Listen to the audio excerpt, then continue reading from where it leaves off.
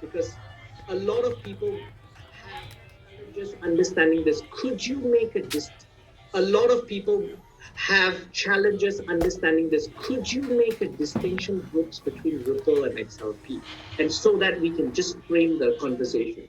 Absolutely. Ripple is a global technology company with people based all around the world. XRP is a digital asset that's on a public ledger, and the two are separate. And we are excited about building use cases and businesses around the world that may be a part and use the XRP ecosystem. But Ripple at its core is an exciting technology company, and we love the region. Now, Ripple has been mired with a little bit of controversy in the last couple of months because of the lawsuit with the SEC. Could you kind of help us understand the controversy behind it, and where are you at the moment in terms of this lawsuit? We are working with the SEC now. The lawsuit is in process. We're in discussions. It's important to note, Brian, and Jackie knows as well, that we are working closely with regulators all over the world, including importantly here in the region, where regulators have been leaning forward and been supportive in their regimes around cryptocurrency and digital assets. We do think that the U.S. is a fantastic market if the regulations are cleared up and cryptocurrencies and digital assets can thrive. And so we will continue these discussions. We do think our case is sound. So importantly, we are pushing forward. But from where I sit as the managing director of our APAC business, we are in discussions with and excited to work with regulators here who are really pushing out and forward to create ecosystems in markets from Singapore to Japan to Malaysia to Thailand and elsewhere that are crypto and digital asset friendly. Hence the build here. Brooks, so one of the reasons I wanted to ask you this was the SEC controversy was really the fact that we need to highlight the fact that governments around the world are grappling with how to deal with the innovation. So by default, you are going to have lawsuits. XRP Future Millionaire, I want to thank everybody for tuning in. I hope that helps you get a better grasp. I'm going to start, like I've been saying, I've been throwing a little more of these video clips in just so we can get an understanding of where XRP's at on a global standard, on the world stance, how we're being viewed, what the crypto markets are doing. And you're starting to get a better idea through some of these videos. XRP's some important shit. Excuse my French. It's an important, it's a spicy meatball is what it is. So you're going to want to hit that subscribe button. Join the almost 6,700 subscribers now. I know, I can't believe it. We just hit 6,000 a week ago. Or 5 days ago we hit 6,000 and now we're at 6,700. It's unbelievable. So I want to thank everybody who's tuning in. We have a lot of stuff to talk about. I'm not going to do any nonsense, no reading of any kind of predictions or anything like that. We're just going to go right into the XRP and Bitcoin charts because, well, actually I want to start with XDC. But Bitcoin closed just over 37,300 roughly. We had XRP closing just about, honestly, it was like 601. So it was under a very critical support resistance level. That was actually the 236 fib extension at 61140, I believe. We closed just under that. So I think we had a failed attempt back up, but we're going to see how this plays out. XDC, it looks like a bear pennant.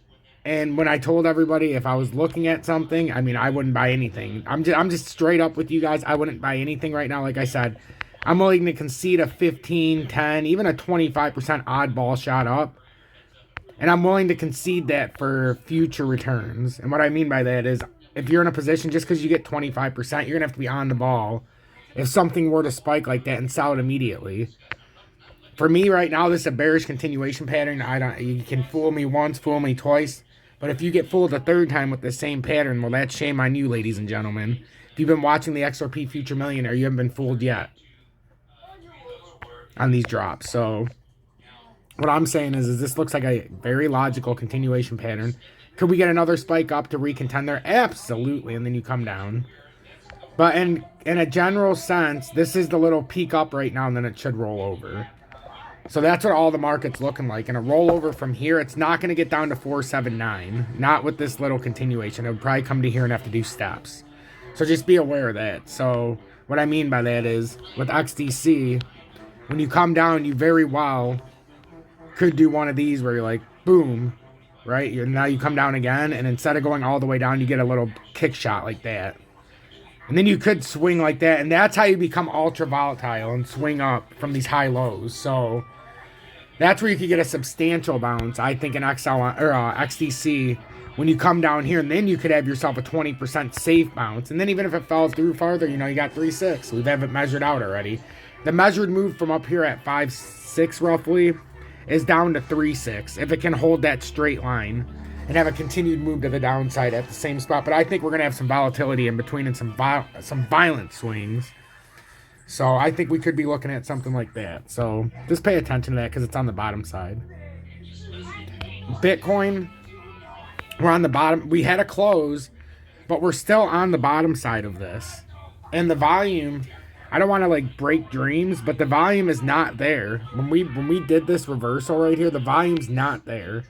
We have less volume than even the breakout that caused the breakdown, right? So break up, recede, back up, not bad. But then we started coming down this whole way. That's not good. That's a key indicator that we are going to break down, and we're going to break down hard. And right now, honestly, this is moved off a little bit. This is supposed to be parallel right here, and it's supposed to break right through, and that's supposed to be an indicator line. I don't know how it got moved. I apologize. But this is supposed to be an indicator line playing through here to the moving average. And it like came right up to it, but that's your indicator line. If you're on the top side of that, we might be able to talk about something further, but as long as you're on the bottom side of that descending blue line, that uptrending resistance, you could call it. But if you're on the bottom side of that, it's over. You have no hope. Right now, we're in the no hope zone. This is the we're going to give you false hope zone. If it's below this, just for record, if it's below that blue line, this is the no hope zone, right? The no hope zone. If you get above it, then you can be like, okay, but then you could get squeezed here and then just betray this circle and this circle. This is all strategically placed, ladies and gentlemen. We're in a down channel right now. All that's happened right here when everybody claims Bitcoin's on a huge, massive, once-in-a-lifetime pump. Ready? Bottom of the channel. Consolidated back to the top of the channel. Broke down. Now we're on the bottom side of this where we can't even get back to the top side. So we're probably going to come right back to the bottom of the channel at 32,662. I don't make the rules, but I damn sure know what the market's going to do before the market even figures it out. So the only question is how big of a bounce did we get here? To me, with this volume, it doesn't look great, and I've given you every key indicator that you're going to need to prosper in this market. Just within that pattern. And now XRP, and then I'll let you go. XRP, because I think this has been a fantastic update, and I don't want to ruin it with some bad up. No, I'm kidding. So, in the 200-day, you got the... in the 4-hour time frame, you got the 20-day moving average down here at the bottom. And we're getting rejected by it. The 200 days way up there. That's 6985. So we're in the 20-day right now. We can't even get past short term. This is very bearish. When you're being resisted on the 20-day moving average, this is ultra bearish. Also, you've got kind of like this almost free falling now, where we want to free fall with these moving averages, and it's about to have a parabolic move down. Remember when we moved into this area, guys? I said we were going to trade between, and for anybody who's part of my audience and has been here, I thank you. Remember how I said we were going to trade between this inside-out wedge? Let me pull it into like the daily so it's easier for you guys to see. So I created this inside-out wedge here that, as you can see, when we got down here, you got two arrows that one comes down here. I'll make them darker just so you can see what I'm talking about. So you got the one right there and the one right there. And I said we were going to start trading on the inside and out of this. If you're on the top side, you're more bullish. Bottom side, you're likely going to be very bearish because you would have fell out very quickly. And what did we do? We've traded in between this the entire way. Starting at the top, as you can see, we flushed into it. I created this before we flushed down. And then we immediately flushed down, came through. We were on the top for a minute, and then we came through. Now we know we're very bearish. So, what a spectacular way I put that together for us. So right now, we're on the bottom side of a very key resistance support line at 61140. The factory closed below the 236 extension. it's devastating. And the fact we have a bearish cross coming, or a devil's cross, or whatever you want to call it, which will probably meet somewhere with the moving averages, if I had to guess. We're gonna have a free fall here coming, and you can see the 200's been crossing between the 100 and the 50 and the 100. We've been crossing. Eventually here, we're gonna meet somewhere out here in the future. Maybe somewhere out here.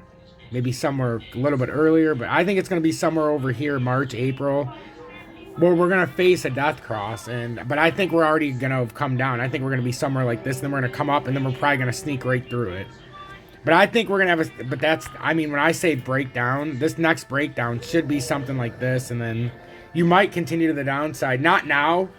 Right now, we're coming to 52 or 48, in my opinion. But that's a big bearish continuation pattern, and it's measured out to 42,391.